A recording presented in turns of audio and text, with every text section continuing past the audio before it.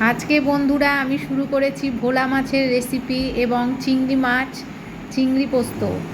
সেই চিংড়ি পোস্ত দিয়ে আজকে আমরা ভাত খাবো। হ্যাঁ, আর একটু করেছি লাউ লাউ চিংড়ি করেছি এবং করেছি কচু চিংড়ি আর করেছি তেল, মাছের তেল, যা দিয়ে আজকে গরম গরম ভাত, মাছের তেল, হ্যাঁ, লাউ চিংড়ি, কচু চিংড়ি প্লাস ভোলা মাছের টক ঝাল রেসিপি বেগুন দিয়ে।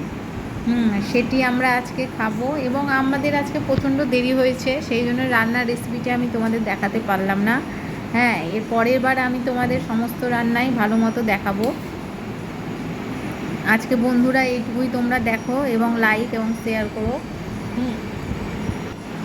এবার দেখো, আমি আজকে রান্না করেছি গরম ভাত, তার সঙ্গে লাউ চিংড়ি, তার সঙ্গে কচু চিংড়ি, প্লাস করেছি একটু মাছের তেল আর সর্ষে পোস্ত দিয়ে বেগুন দিয়ে ভোলা মাছের টক ঝাল রেসিপি।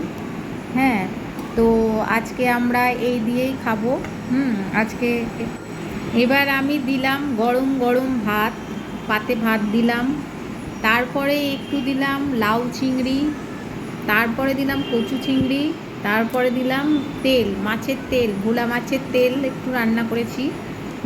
সেই তেল দিয়ে আজকে গরম ভাত আমার কর্তাকে দিয়েছি, কর্তা খাবে। তিনিই বলবেন কেমন হয়েছে রান্না। আর এই রান্নাগুলো তোমরা অবশ্যই ট্রাই করো। হ্যাঁ, আজকে প্রচণ্ড দেরি হয়ে গেছিলো বলে আমি রান্নাগুলো দেখাতে পারলাম না। রান্না করার পর দেখালাম।